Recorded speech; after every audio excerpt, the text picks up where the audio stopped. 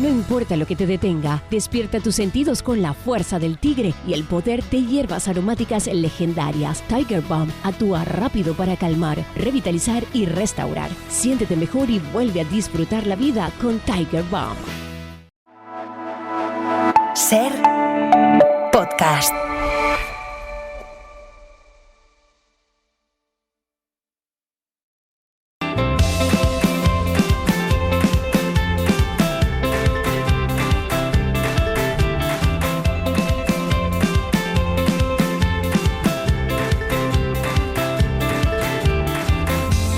Son las 6 menos 25, las 5 menos 25 en Canarias. Seguimos en La Ventana y en esta siguiente media hora la hemos llamado así, 30 por 30, porque nuestros compañeros redactores de La Ventana, menores de 30 años, nos presentan a personas de diferentes ámbitos y menores también de esa edad que hacen cosas muy interesantes y que merece la pena conocer. Paula García Viana, buenas tardes. Hola, buenas tardes. Pablo Marta. Lumbreras, hola otra vez. Hola, hola. ¿Quién empieza? Venga, pues empiezo yo si quieres. Venga. Si quieres, hoy venimos con dos perfiles que se dedican a un mundo cada día menos común, como es el mundo del vino. Iñaki, tú y yo que hablamos tanto Es verdad, del yo vino del aquí vino en- con limón, tú del vino, sí. Bueno, vamos a dejar este tema, por favor. Los jóvenes menores de 35 años que se dedican al mundo de la viticultura representan un porcentaje ínfimo. 1 de cada 15 viticultores es menor de 35 años, es decir, menos del 10%. Los hábitos de consumo han cambiado y los datos son claros y muestran que los jóvenes de 18 a 30 años prefieren una cerveza o un cubata antes que un vino, que solo prefieren el 13% de estos jóvenes. Fíjate. Pues Si hablamos de estas franjas de edad, hasta los 55 años no encontramos una competición real entre vino o cerveza. Marta, Paula, Iñaki, os lanzo la pregunta. ¿La estadística coincide con vosotros en este caso? Coincide muy bien, yo tengo 53 años. Yo creo que empezaba a beber vino cuando tenía como 45, por influencia de malas influencias de terceros, pero es verdad que hasta entonces no se me ocurría, me parecía como señorial. Es verdad que también me duele la cabeza con cierta facilidad al tomar vino, pero me he acostumbrado y resulta que al final ya no me duele y empieza a ser efectivamente una batalla de cuando llego a un bar si me pido un vino o me pido una cerveza. Marta. Yo, por motivos maternales, hace un montón de tiempo que no pruebo una gota de alcohol, pero si tengo que elegir, elijo vino. Bien, me alegra. Pues yo siempre he sido de cerveza, la verdad, de cerveza, un tinto de verano, un vermú, bebidas así un poquito más fresquitas. Pero es verdad que este año cumplí 29 y dije, bueno, yo creo que ya es hora de ponerse serios, ¿no? Sí, yo comprendo. Acercarse un poquito al mundo más adulto, porque a mí siempre me ha parecido un mundo más adulto, que es pues el vino. Este año sí que he ido por primera vez a una cata, fui a una Anda. bodega y la verdad que me encantó, me gustó mucho la experiencia, aprendí cosas de las que no tenía ni idea y creo que poquito a poco, es verdad que me suelo pedir todavía una cerveza, pero poquito a poco me voy acercando a esto del vino. Lo dicho, el vino a mí me parece una cosa de adultos, pero resulta que hay gente muy joven que lleva años dedicándose a esto. Y imagino que las personas que habéis traído como invitados van por ahí, ¿no? Eso Se es. dedican Yo- a este mundo. Yo hoy os quiero presentar a Silvia Molina. Ella tiene 27 años, es de Laguna de Duero, en Valladolid. Estudió la carrera de Ingeniería de Industrias Agrarias y Alimentarias y ella es enóloga. Ahora trabaja como responsable técnica en una de las bodegas más conocidas de nuestro país, Cepa 21. Lleva ya un tiempo trabajando allí, aunque hablando con ella he aprendido que en el mundo del vino no se contabiliza la experiencia en años, sino en vendimias. Ah, Ella lleva 5 claro. vendimias Ah, de mira, Cepa 21. No sabía, fíjate. Está en Radio Valladolid. Silvia Molina, buenas tardes. Buenas tardes. ¿Cómo estás? 5 Bien. vendimias, ¿no? Sí, 5 vendimias. ¿Y una más difícil que la anterior o no? ¿O son todas iguales? Lo bonito del mundo del vino es que cada vendimia es diferente y se aprende mucho. Hay algunas que se sufren más, pero son todas muy bonitas, muy bonitas.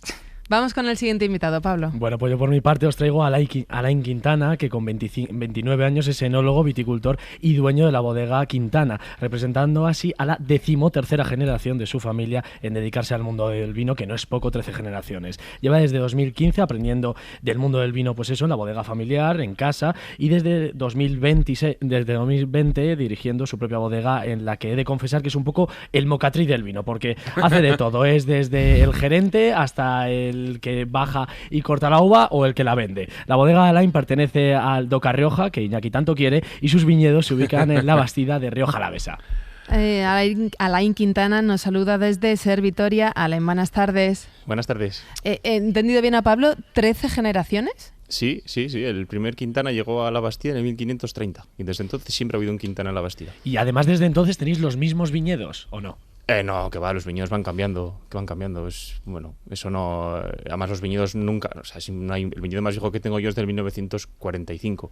Entonces, pues fíjate. No. Pero las cepas viven muchos años, ¿no? Las sí, vides. sí, pues, hay algunas, la cepa más vieja de Europa creo que está en Croacia y creo que tiene pues casi 500 años. Toma, ya. Lo que queríamos saber realmente es, Alain Quintana, ¿cómo se te ocurrió el nombre de tu bodega, Alain Quintana? No, la bodega es Quintana, no. Vale. No tiene tampoco No, mayor... pero espera, es que me ha dejado fascinada esto de las 13 generaciones. Claro, desde 1500 y pico, ¿se nace con el destino escrito o tú lo has ido adquiriendo según ibas creciendo? Joder, pues yo seré de los más frikis en cuanto a historia familiar y demás, porque o sea, yo te puedo demostrar, o sea, he buscado en la diócesis de Álava todas las actas de nacimiento, de defunción de toda esta gente, o sea, puedo demostrarte con papeles cómo llegó a la Bastida, o sea, tengo el testamento del padre de la primera persona que llega a la Bastida, que lo deshereda. ¡Qué bonito! O sea, entonces, y siempre me he estado vinculados con vino. El primero que llegó era arriero y luego ya los demás sí que tengo documentos de cómo venden cántaras de vino. O sea, que siempre me he estado vinculados con el vino. Perdónanos, algunos elaboraban, otros únicamente eran viticultores, como el caso de mi padre únicamente fue viticultor, dejó de elaborar, mi abuelo sí que elaboraba y yo he vuelto a recuperar, pero vinculados con el campo siempre hemos estado. Pero has dicho la palabra arriero, que es muy bonita y la decimos mucho sin saber exactamente qué es lo de arriero somos, en el camino nos encontraremos. ¿Qué era un arriero o qué es? ¿Cómo se llama? La cabinera actualmente, por decirlo así, ¿no? Es el que un arriero en mi zona cogía pescado en la costa, lo traía aquí a mi pueblo a la Bastida, cargaba vino y se lo llevaba. Era como un intermediario, un distribuidor, vaya. Sí. Silvia, en tu caso, ¿en qué consiste ser responsable técnica de una bodega? Muchas cosas. Como decía Alain, al final hacemos un poco de todo. Mi día a día puede ser desde estar en la bodega catando, ir a viñedo, por ser también responsable de viticultura, reunirte con proveedores para hacer la compra de los fungibles, tener una auditoría. La verdad es que es muy variado. Depende de la época del año, haces un poco de todo. ¿Y tú cómo llegas a este mundo? ¿Te viene también de familia? Pues sí, un poco. Mi padre es muy friki del vino, le encanta conocer zonas, variedades. Yo creo que desde pequeña hemos estado yendo a ver viñedos y luego pues mi abuelo materno tenía una finca en Buecillo y se dedicaba a hacer vino y como los nietos siempre somos mano de obra, pues ahí Oye, vendimiar y todo. No te lo pregunto de broma. ¿A qué edad, bueno, os lo pregunto a los dos, ¿a qué edad probasteis el vino por primera vez? Menor de 18, muy menos. Claro, porque en un entorno así y Alain, pues sí, Alain no recuerda.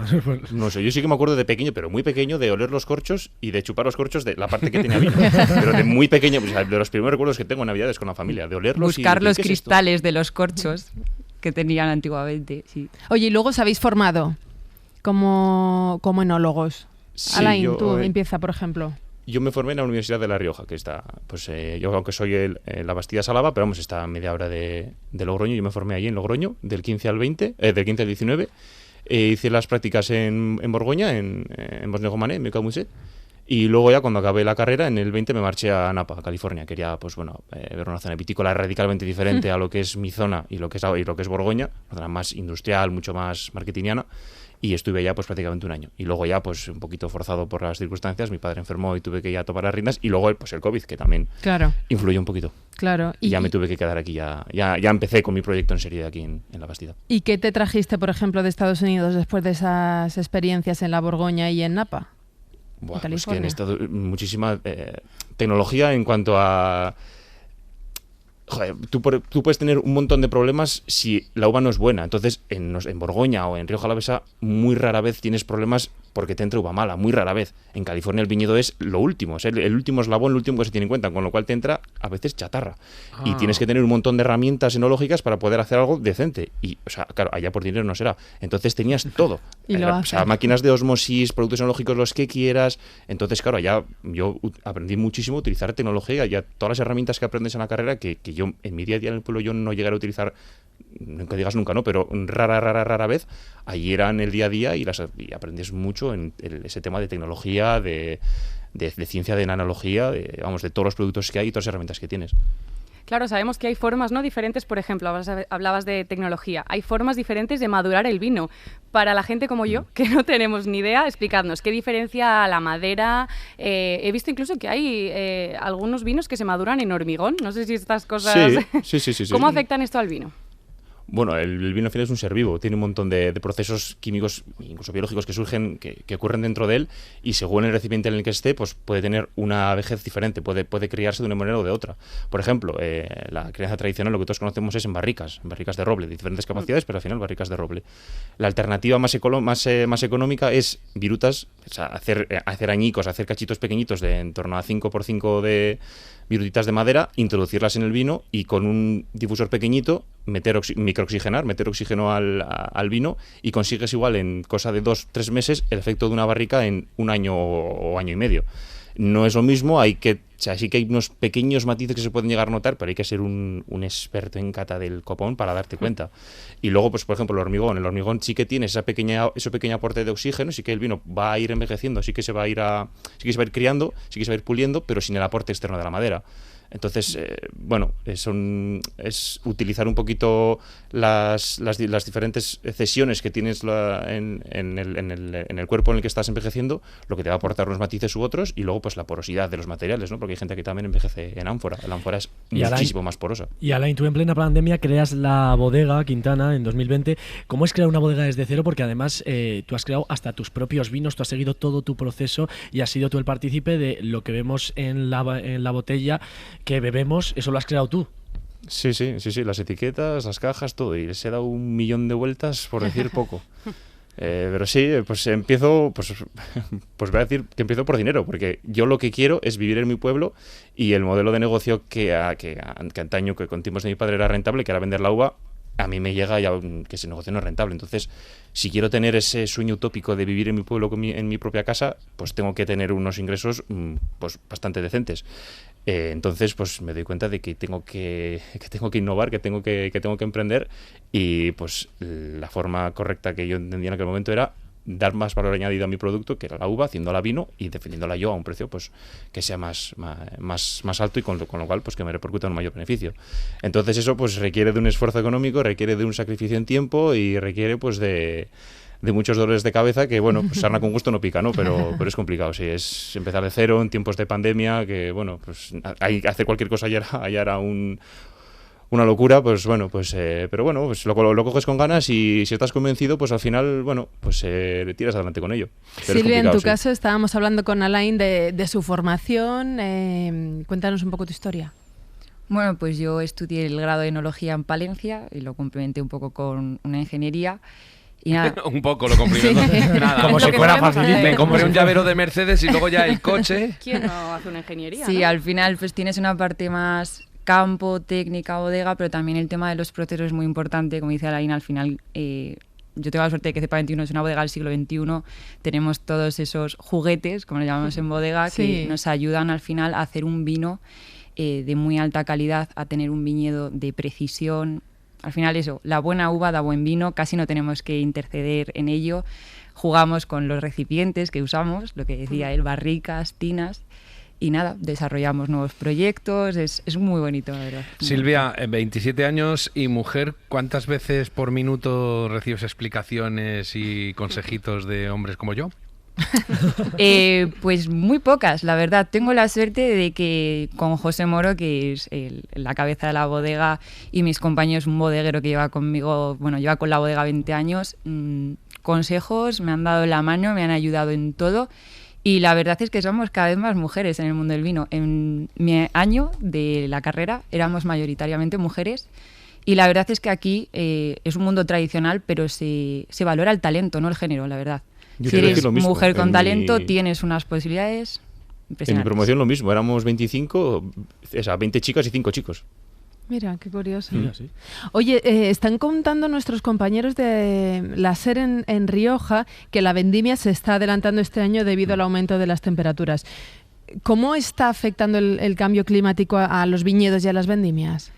Bueno, el cambio climático nos afecta de muchas formas. El año pasado tuvimos muchas lluvias, podíamos llegar a tener problemas sanitarios. Ahora el calor que hace nos está parando un poco la vegetación. Al final eso, cada añada es diferente. Tenemos que estar desde el minuto 1 encima del viñedo, viendo cómo evoluciona y preparándonos. También dando las herramientas al viñedo que necesita.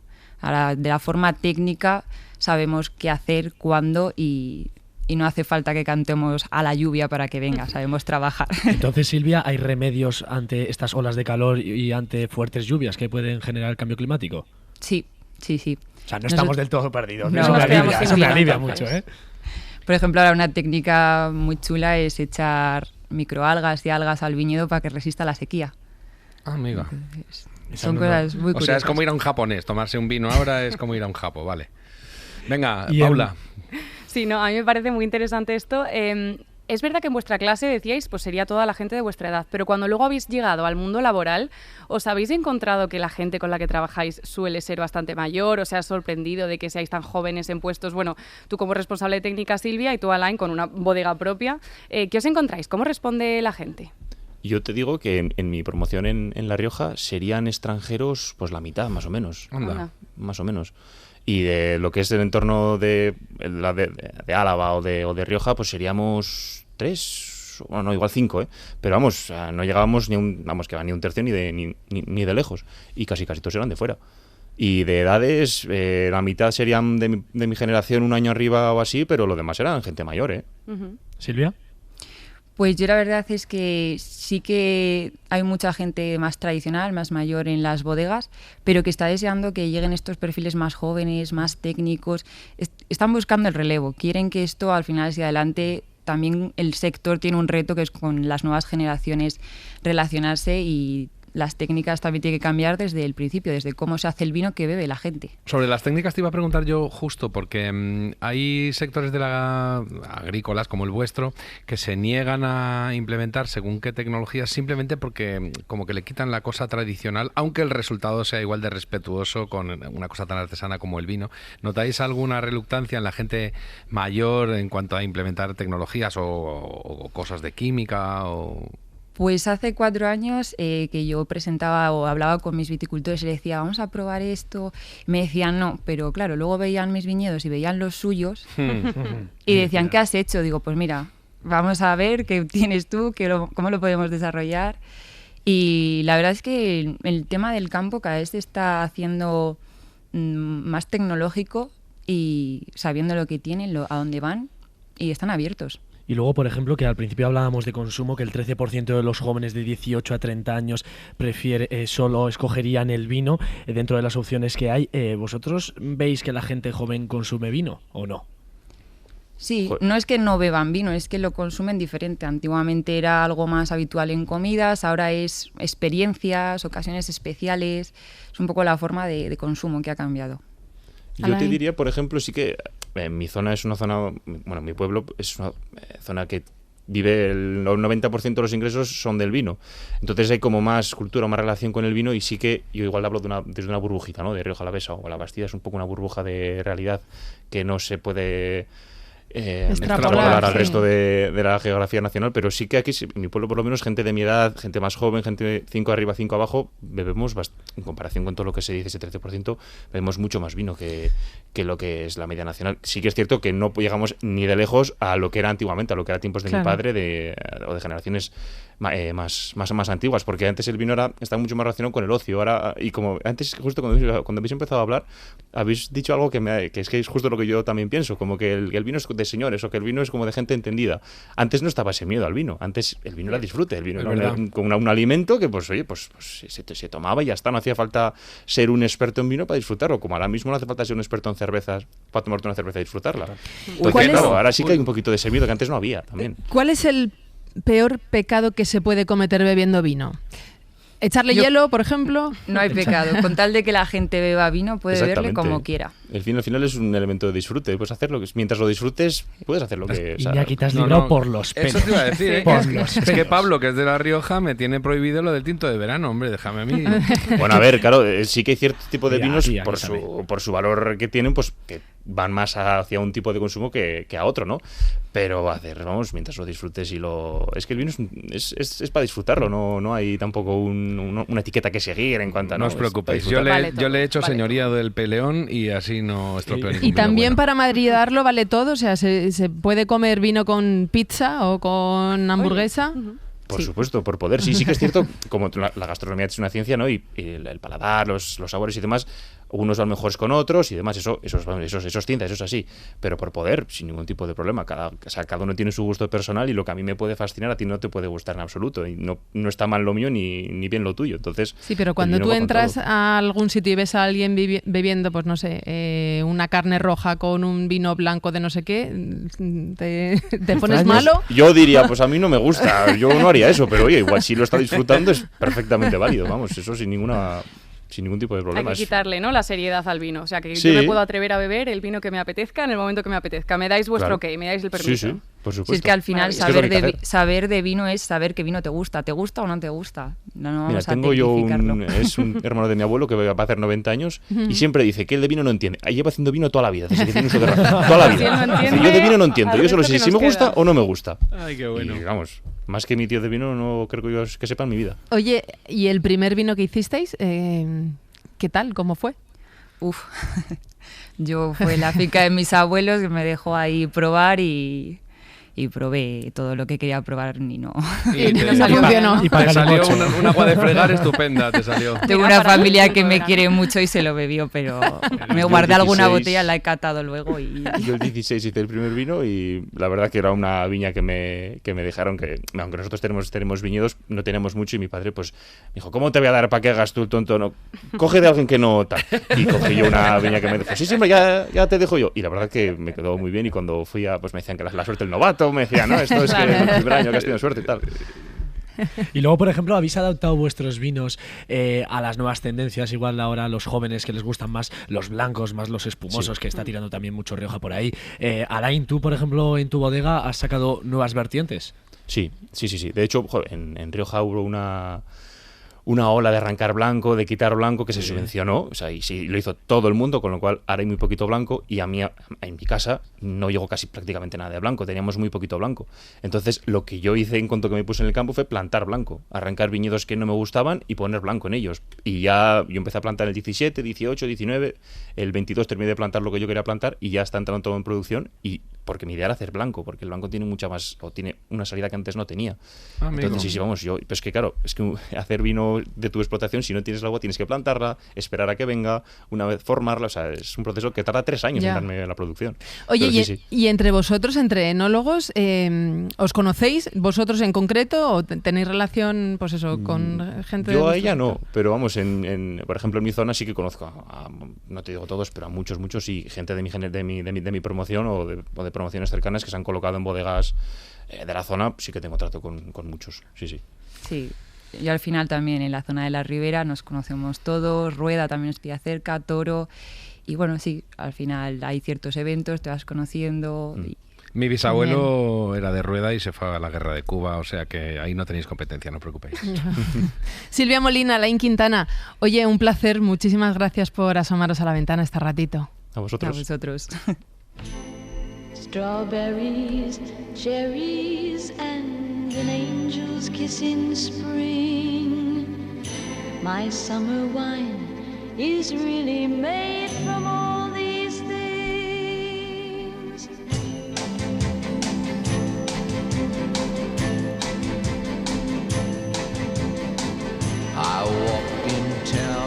Paula, muchísimas gracias. Ahora, ¿qué vino vais a probar ahora? Bueno, pues todos los que se puedan. Bueno, no el mismo día, todos los que se puedan, pero sí que al final lo que han dicho, si esto, la técnica es probar y encontrar el que te guste. Y luego está Iñaki, que bueno, eso ya. No, a ver, Paula. Yo creo que nos tienen que mandar cada uno de ellos una botellita. Nosotros, Paula, no entrevistamos a la gente para luego recibir prebendas. No, qué pena, para eso. Qué pena, queríamos que sí. Un beso, hasta luego. Adiós.